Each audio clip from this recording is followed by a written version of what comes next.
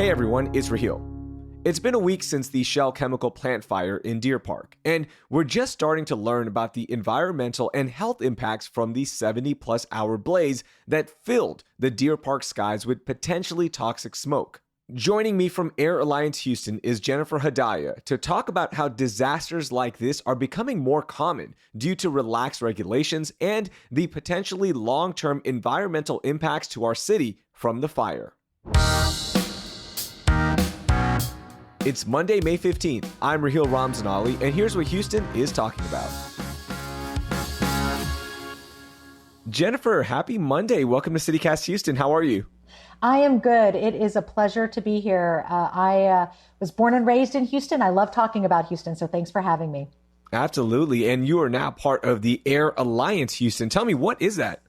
Absolutely. So Air Alliance Houston is a nonprofit advocacy organization that has been working since the late 1980s. I was in middle school at the time to address the public health impacts of air pollution. Back then, we were formed because we were concerned about smog. There had been a report at that time that Houston was the smoggiest city. Fast forward many decades later, and spoiler alert, we are still working on smog. We still have a smog concern here in Houston. We are not the smoggiest city in the nation anymore, but we are in soon to be severe non-attainment for ozone, which means we have a lot of work to do when it comes to smoggy air. And that's where Air Alliance Houston comes in. And so we are here truly with the sole mission to ensure that the air we're breathing keeps us healthy and not puts us in harm. Wow, that is awesome to hear that somebody is fighting for us here. And it must have been a couple of busy weeks here with the Shell fire that happened in Deer Park. First, help me understand what exactly happened there. That is a great question. It will be some time before we know exactly what happened, but we do have some broad strokes. So on Friday afternoon, May 5th, there was a fire that ignited at the Shell chemical plant. Shell Chemical is a petrochemical manufacturing site. They take the raw materials that eventually become gasoline and combine those and use those to produce petrochemicals. And in this case, the location on their plant that caught fire is called an olefins unit, and it is used in the manufacturing of gasoline. And so that olefins unit caught fire. What we don't know is the details of what led up to that unit becoming inflamed. We just know that in some kind of regular operation of the facility, a fire caught at this olefins unit and obviously burned for, I think the last count we saw was 70 hours. I remember seeing headlines saying the fire has been extinguished, and then we'll see another headline, oops, it's been reignited. Or in the process of containing the impact, something reignited. It just tells you how volatile the chemicals are that are being worked with, that during, in theory, a routine process, something could go wrong and they could catch fire and burn for so long and be so difficult to extinguish over time. But there's a lot that we still don't know. We don't know exactly what was emitted into the air during the fires, plural, since they kept reigniting. We can do some investigation to find out what might have been emitted, and that's only through the air monitoring data that we can see. But the facility itself has time to produce that report. My understanding is they have 2 weeks to tell us what was emitted. That's obviously cold comfort for the community to now know several weeks out after the fact what they might have been breathing during the acute event or in these subsequent weeks, because there may very well be lingering emissions in addition to the emissions that are already emitted by the facility, which is the case. They're already emitting. This event, plus anything that may still be lingering from the event, we wait to know. We'll jump into that in just a second, but we do want to make sure to let everyone know the fire is out now. It is out now. Yes, that is correct. Mm-hmm. But were you surprised that this happened at all at that particular plant? That's a great question. And I feel conflicted in my answer. On the one hand, it is always shocking to see images of a very strong fire and a very dark smoke. And it's always your heart skips a beat. You never want that to happen, because every past disaster starts to go through your head. Every experience that Houstonians have had, they are reminded by this flame and this smoke. And we wonder if it's going to become worse. It was a fire. Was it going to become an explosion? It burned for 70 hours. Was it going to burn for 70 days? So on the one hand, I want to say that I am still shocked by it, because it's shocking images to see our community living with this. But on the other hand, it happens a lot. I hesitate to say it happens all the time, but there was a study a few years ago that found that in the Houston area, on average, looking at a long period of time, but on average, there is a chemical fire or leak of this kind every 6 weeks in the Houston area. That is really all the time. And just this year in 2023, this isn't the first situation we've seen. This is the third in my recent memory in the beginning of May. There was this fire. There was a fire that erupted at the phenol INEOS plant in Pasadena during a transport from a truck to a storage tank. That was a fire. That was in March. About a month before that, there was a chemical leak out in Katy. So just in these last few months, we've seen 3 happen. So on the other hand, I'm not surprised. It feels like it is only a matter of time. Maybe 6 weeks from now, we're going to be having the same conversation again, if that's how often on average it happens. So is it just because this fire was so captivating because of the images that we're getting the coverage and we're learning about it? Because I had no idea that it's every 6 weeks. It seems like something like this happening. Katie's in my backyard. I had no idea there was an issue there. Why aren't we hearing about these? Well, some of them are different in magnitude and scale, certainly. This is a unique situation because it did last for a period of time. Some of those events have less time to contain, and that's a good thing. That's a good thing. This particular event, I think it was larger. It was very visual. It had a much larger impact across the community. It wasn't as isolated, for example, as the Katy chemical leak was. That was very isolated. And I also think that there wasn't immediate and often real-time communication about what was going on and what were its impacts. And that causes community concern. It causes a lot of questions to be asked. It causes groups like mine to start raising up these important questions. And there is, generally speaking, a lack of real-time information, which I think adds fuel to the fire, pun intended, of worry and concern. We don't know. And so we consider the worst case scenarios, given, again, the history of disasters that have happened in this community. So we have always advocated for early and often communication to the community, not making us wait 2 weeks to know what was emitted, not making us wait days to have information about the air monitoring, but telling us early and often. And what usually happens, and this happened in this case again, is that we will be told there's no danger, there's no concern, but that statement is not made for the benefit of public health. It's not based on data. It's made, in my opinion, for the benefit of the public relations that comes with a disaster of this size. So the other layer of this plant fire is that it had 2,000 environmental violations over the past decade. In fact, 95 right now are still unresolved. Where does that play into what happened with that fire and how long it lasted? That's a great question. Our state regulatory agency, the Texas Commission on Environmental Quality, or TCEQ, has been officially called a reluctant regulator. And I say officially because that title came out of their own internal review happening right now with the Texas legislative session. It's called the Sunset Review. And every 12 years, every state agency goes through a review where their efficacy and their efficiency is evaluated. And in their own internal review, they were called reluctant regulators. I think that sums it up in some ways. They are reluctant to investigate, hence why there are so many open complaints and potential violations. They're reluctant to fine facilities. Of those 2,000 that you mentioned, one of our partner organizations did a great analysis and found out that of all of those compliance concerns, the facility was fined an average of $371 per violation. It's like a ticket, just like a speeding ticket. Sure. And so our regulatory agency, as being reluctant, and that also means they're looking for ways, in our opinion, to allow industry to operate as industry wants.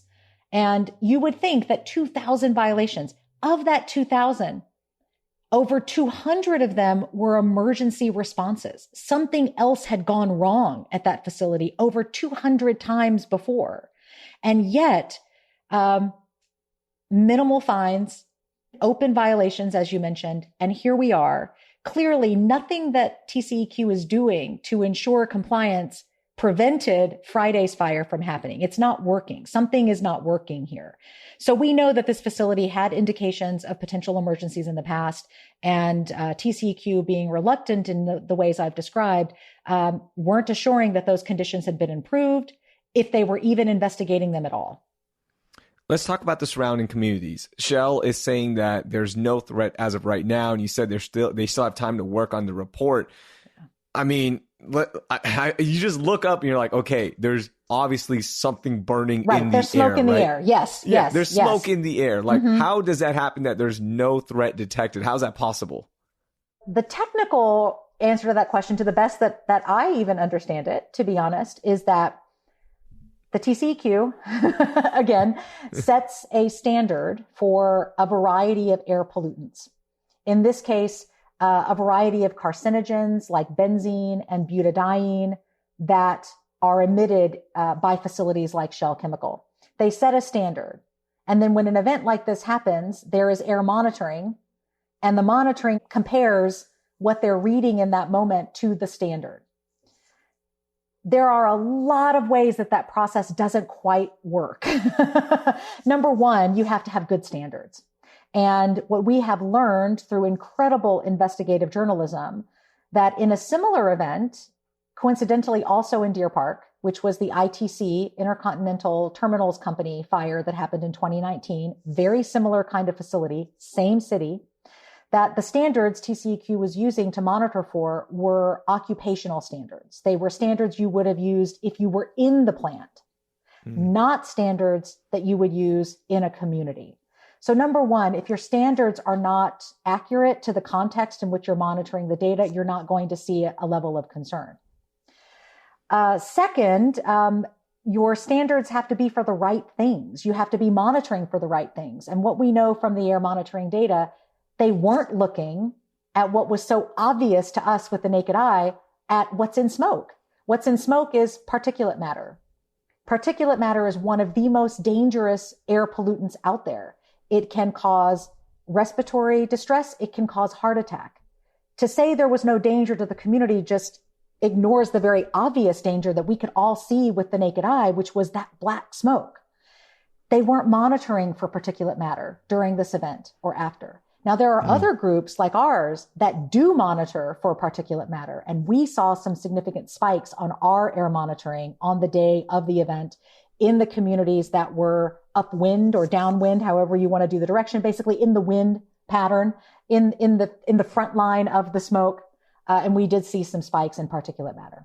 All right. So let's talk about the environmental impact, right? You're obviously monitoring the air, but what kind of impact is this fire going to have not only to the air, but the water as well? We had a lot of runoff water. We had those rainstorms right after. I mean, we're going to see contaminated liquids pouring into the Houston Ship Channel. What's going to happen with that? Couple of things about the wastewater discharge. Number one, it was not authorized discharge. I think that is just another piece of evidence to this very relaxed regulatory environment that we had. Shell made a decision. It started to discharge its wastewater into the ship channel without permits or permissions to do so. Number two, there is a lot of chemicals that are in wastewater runoff, especially after a fire. So there are microplastics in the foam that's used to put out active fires that have now been washed into our waterways. We already are under a number of water quality alerts for our ship channel area, just flowing. I don't even know to this day, I don't think it's been reported how many gallons of that wastewater was discharged into the ship channel and then ultimately into Galveston Bay. But we know that that firefighting foam contains what we call forever chemicals. It contains those microplastics that are virtually impossible to eliminate from the environment. And so I think the impact of this event is going to last for quite some time. We're not aware of any water samples that have been taken to ensure that that water contamination was to the extent of the water contamination. And if it was isolated to where they discharged, we don't have that information. So the impacts are pretty significant, that air, water, and soil can be affected by all of this because obviously water seeps into the soil. So there are going to be levels of impact as the weeks progress.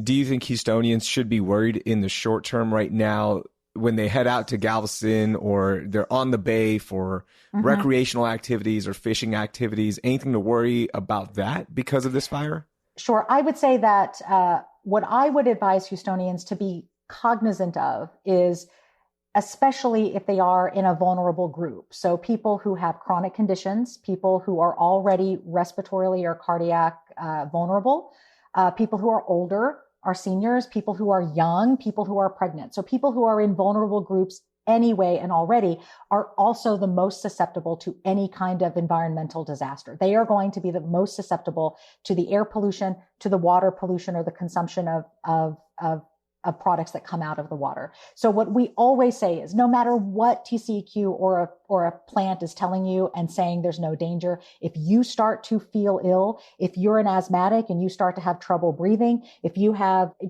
chronic heart failure and you're having difficulty breathing and palpitations, you need to go see your medical provider. That's what we will always say. No matter what that message is, if you are someone who is affected by this, then you need to seek medical attention.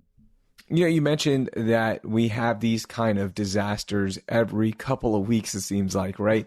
What do companies need to do to prevent fires like this, since this isn't the first time? Right. That's a great question. And there are many things companies can do. I think even before we talk about the company's responsibility, we have to talk about a different kind of standard. We have to talk about the standards to which they are held to do those things. So what it really boils down to is the need for stricter requirements of these kinds of facilities around safety that they will then have to meet, rather than have it be less strict standards and hoping they're going to do the right thing before the next event happens. There are rules that govern these facilities. They're set at the level of the EPA and they're enforced by the TCEQ. There is a very specific program called the Risk Management Program that is exactly about the topic we're discussing right now. It's a set of standards that require industries that are using these kinds of volatile chemicals to meet in order to prevent disasters and other really important things like protecting the safety of their workers. Again, when you asked, was I shocked or was I not shocked? One of the first things I thought about was, what about the people who were working at the plant in that moment and what kind of exposure and risk they were put to? I have family members who work in these plants. I think about them every time something like this happens. We need the strongest risk management program requirements. The good news is that the current administration issued a new rule late last year. I was going to say earlier this year. It's already been a few months. And if that rule passes, then there will be stronger safety requirements at each and every one of these facilities. I would say that part of those safety precautions is recognizing the impact that facilities have on our mental well-being. And that means also good communication, sharing information early and often, being transparent about what chemicals they're using and what their impacts could be, telling people something more than just there's no danger if you know that you don't have the data to back it up. And,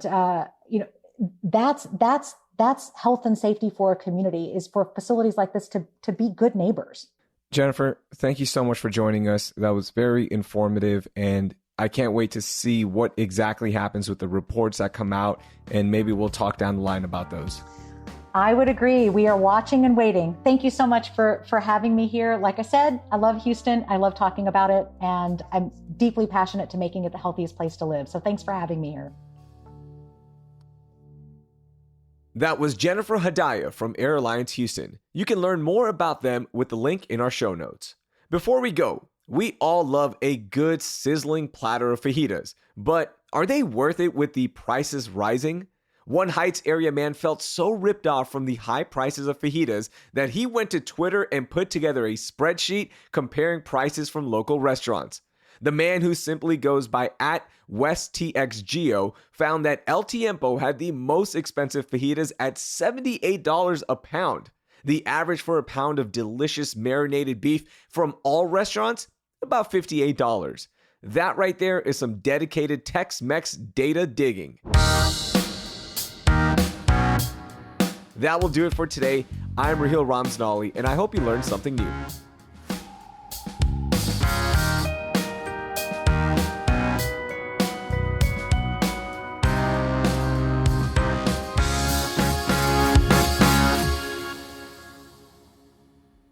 I'm a bit of a hand talker, I've been trying to keep them down, and then I've noticed it. So yes, thank you for that reminder. Yeah, just wanted to mention that.